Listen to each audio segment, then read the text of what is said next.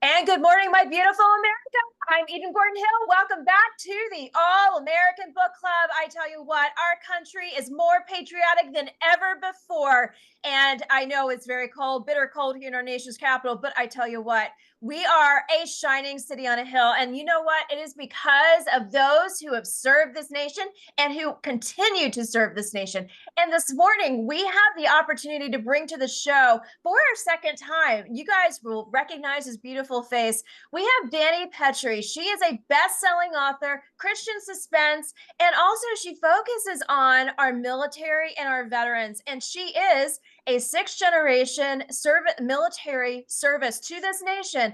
And also, she is a veteran spouse. So will you please help me welcome to the show, Dani Pettrey? Thank you so much for having me, Eden, and I'm excited to be back. Absolutely. So we have a lot to cover, but let's first talk about some exciting adventures that are coming to you as we talk about the launch of your new book in April, which seems a little bit away, but actually it's not. It's A literally lot. right around the corner. And I want to talk about the brand new book. Well, it's the second installment in Jeopardy Yes. Falls. Yes. And I am excited to talk about it because you're going to be sharing it with a massive audience at NRB in February. So we're talking about February and April. It is rock and roll season for your books and Yes. especially the new installment. So let's talk about the new installment. Sure, absolutely. So the new installment is called 2 Seconds Too Late, and it focuses on a family, siblings that were, their parents were con men, and they grew up in that environment. Their parents pulled them into the cons, and as adults, they came to know Jesus, and they decided to redo their lives in Him. And so now they're private investigators that bust cons, and they have other specialties too. So this book centers on Grayson Chadwick, who is a PI, and Riley McLeod, who's the sister of the family. And there's a missing woman from a very fancy retreat center who goes missing. And Riley's the tracker, and she goes has to go after him. So her and Grayson's a veteran. He served his country. And I delve a lot into that world of being in the military and his close friendship with somebody in the military who unfortunately died by suicide. And so I delve into some of these deeper issues while at the same time keeping the suspense high with their chase across several states to try to find this missing woman. So a couple of things that you have touched upon in this second installment of Jeopardy Falls. You know, I've noticed in the books that I love that you have written, you have the Coastal Guardian series and Mhm. now Jeopardy Falls, you really zero in on military family, Yeah. zero in on veterans, you zero in, like you just mentioned, on PTS and suicide issues that we see. You zero in on a lot of things that happen today in our public square. Do you want to talk a little bit about, that inspiration to writing? Because there's so many best-selling authors out there and Christian fiction and suspense, so you can Mhm. pull from so many different walks of life, but you really zeroed in on those topics. Mhm. What really kind of got you on that path? Sure. So my husband served in the Navy. So I've been a veteran spouse for 33 years now.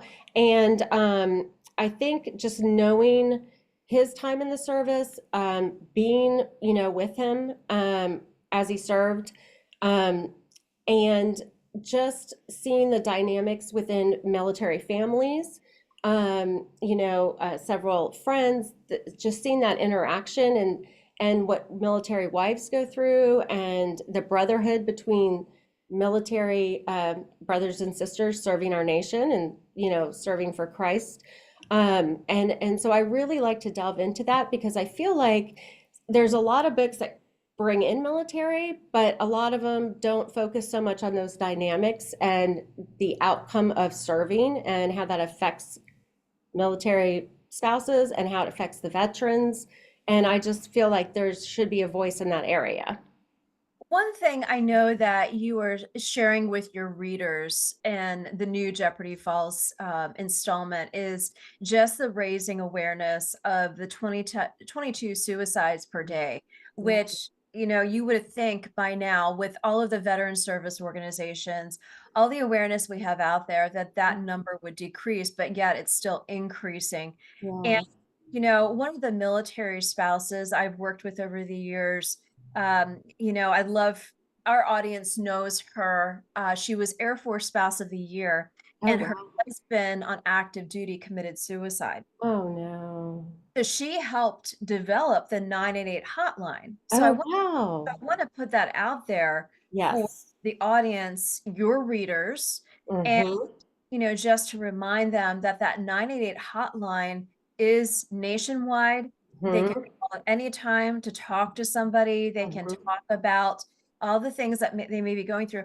And one thing that I know you and I both know as a veteran spouses, we know that our husbands sometimes don't tell us everything. We Yeah. know whether they have seen combat or they were on stateside, all of these things that have encompassed their careers, Mm-hmm. uh, lead to the conversations of why are we still Yeah. seeing this high suicide rate? Yes. So I wanted just to throw that out to the audience of Yep. readers, those in the DMV, all the veteran service organizations, Yes. to really know that there's a support out there. Yes. And also just to, say, hey, we got the Blue Angels Foundation, we got the Gary Sinise Foundation, Yes. we have Wounded Warrior Or Project, we yep. have the USOs all across the nation and internationally. Mm-hmm. And so, one thing I wanted to say to you, your upcoming book tour, but also the path and the foundation you have built with your Coastal Guardian series and Mm-hmm. also the Jeopardy Falls series, it's just being able to take these books and say to a spouse, to a family, to the USO, to any of these organizations, these are great ways of escape, Yeah. but also great tools to open up those conversations. Yes, and that's my hope, that they will use it as a tool to open up those conversations. Exactly like you said, they don't tell you everything. And, Right. there is help out there, and I appreciate you sharing that because I want them to know there's some place to go and that there's hope for them. And I think, they just need to get the help they need. And it's just a really sad fact that that is how many go a day. It's just, and then going up, it's just devastating, I think. So I'm hoping that the books will encourage people to seek out help, or spouses might, read and identify with something in there, because they serve our country too.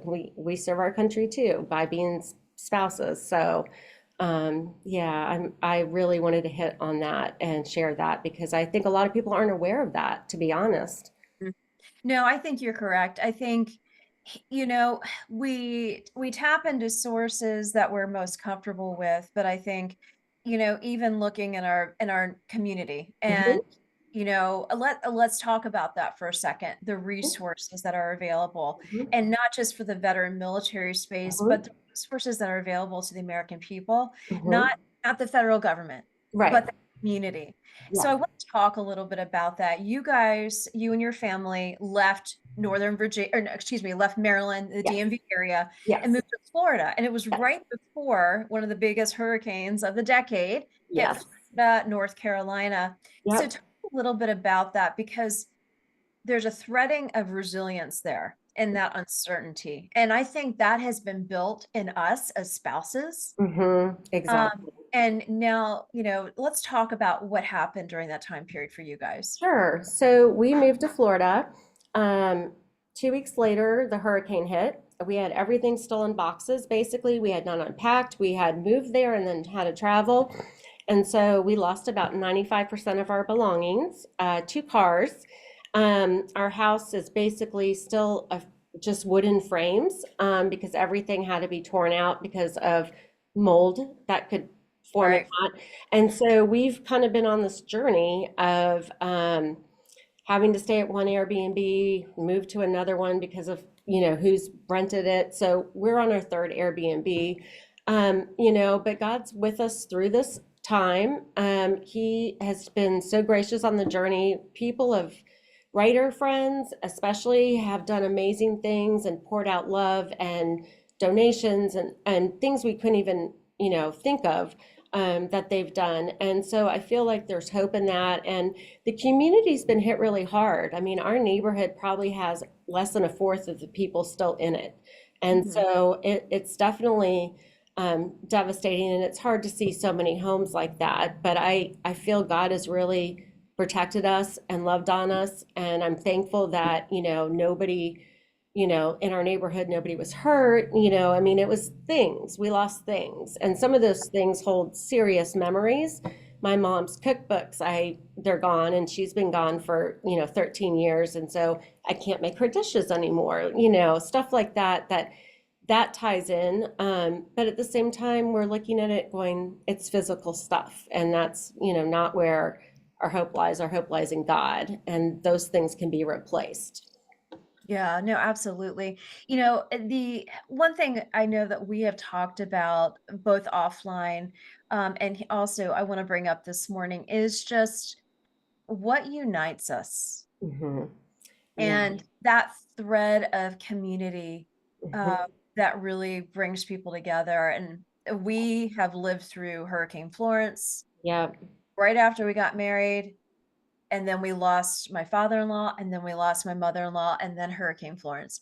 Oh And my it's just goodness. it's just a threading though of community that Absolutely. really comforts and unites us. And Hmm. so I want to talk a little bit about that because you also see that in your books. You see of community in Coastal Guardians and then also Jeopardy Falls Hmm. series of how you bring your characters together and how they still come together Yeah. through everything, the hurry up and wait, through the Yes. uncertainty of what could happen, through the loss of team members. Yes, absolutely. So I feel like community wise, particularly in our situation in Florida, everybody rallied around each other. I mean, neighbors were outside, they were helping move boxes that had been soaked. I mean, we had just moved in 2 weeks earlier, but everybody there came to help. Everybody was outside talking, everybody was helping us know what to do because we had no idea, what do you do after a hurricane? And so I think the community, even though it was really difficult, that they really came together. And in our case, our oversight, that takes care of the neighborhood and stuff, has reached out to all of us personally, has emailed us, has gotten the community center. They have a club there, gotten it back together so people can join together and people can have meals and we can go back and spend time together and do these things. Yeah. One thing I want to ask you in the transition and everything that's happened, and then coming into this new year, what is one verse in scripture that continues just to be that anchor for you?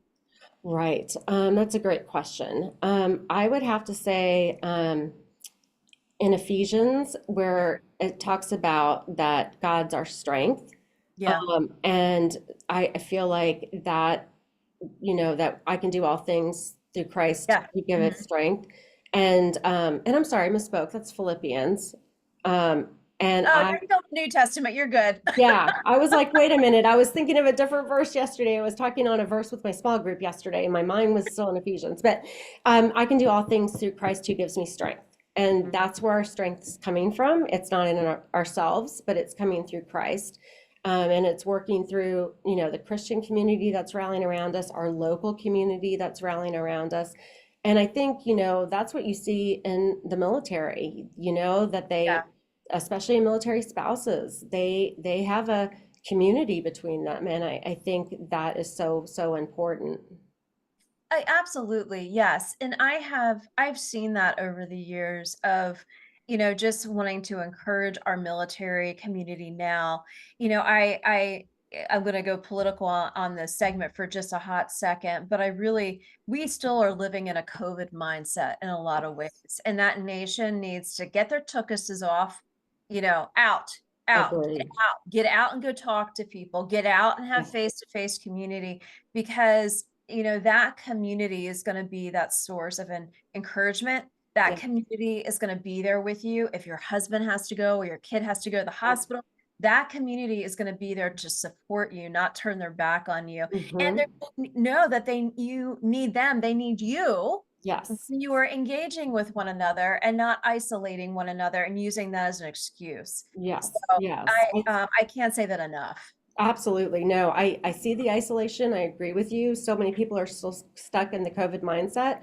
And I feel like during that time, we lost some of that sense of community. And That it's available now, to get out and to get involved again, to be involved with your church family, to be yeah. involved with your neighbors, to be involved with, people that can bring that encouragement and support one another, exactly like you said. And I see that in the Christian writing community a lot too. Mm. That we have email loops, and people share when things happen, and really, losses, of family members, or just so many things, and everybody rallies around them and brings hope and encouragement. And so it's another community that I see that in. Yeah, no, absolutely. And you are very blessed with all of the authors that you have been able to be surrounded by who have been on this show. And it's a testament. It It really is. is. It is a testament for sure. I mean, they rallied around us like community. That was probably the closest one I felt, just in the thoughtfulness and the prayers and the reaching out, and donation funds they set up, and Amazon wish lists they set up, and just Uh, yeah. stuff would show up on the door, to help refurnish the house, and it would have a nice note, and it was readers and writer friends reaching out, and God used it to bless us beyond measure.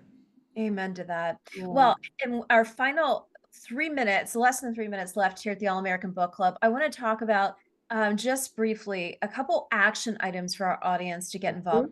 Mm-hmm. So obviously they know where to find out all my hangouts on Instagram, Facebook, some Twitter and LinkedIn, but knowing where you like to hang out and Hmm. also your upcoming book tour, where you're going to be and how they can get involved with not just the books, but everything else that you're doing. Absolutely. So I hang out the most on Facebook. I'm also on Instagram, and I'm on LinkedIn. And I am so excited about this book tour. We're going to go for a couple weeks in April, and we're going to go through the majority of the cities in Texas and some of the smaller towns. I put a thing out in my reader group and on Facebook and Instagram, and said, we're going to be traveling. I'm going to Texas. Where would you like me to go? And so readers wrote back. So I'm hitting some smaller towns because readers asked for it. And I'll be doing some stops in Arizona as well in April. And I'm very, very excited about it. And all of that will be shared online via my website, Mhm. danipettrey.com, and also on social media, Facebook and Instagram. I'll make sure everybody knows about the tour. And we're actually hosting a reader event along with it. And then I'm now shifting into looking at a tour of Florida. Now that we're Floridians, that just came Yes. across my desk yesterday. And so I'm very excited about sharing the book and hopefully sharing the hope within it. Oh, absolutely. Florida is a great state to be in. It's a free state, that is for sure. Yes, You have the best governor, I think, I personally. agree. I Um, agree. and also, with that, going back to some of those VSO organizations, you have a plethora of VSO organizations in the great state of Florida that Yes. would eat up the opportunity to have your books and someone like you come and be a part of that. So I think that's a brilliant idea. Oh, thank you. Yeah. And I've been amazed at the services for veterans in Florida. My father-in-law was also a vet, and he served in Vietnam, and he's gotten the most amazing care since we moved to Florida, like night and day from Baltimore. Yep. And so, yeah, the organizations are out there in Florida, and that community. It's really wonderful to see. Well, I'm going to go political one more time. Can you tell the difference between a blue state and a red state? Yes, Right? yes, we are so happy we were in Florida. I cannot tell you how much.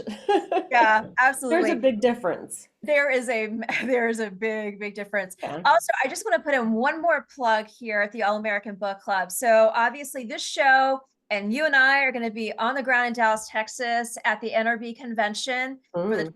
4th through the 27th. And for all of those who are tuning in, I want to make sure that you guys go check out your website, danipettrey.com.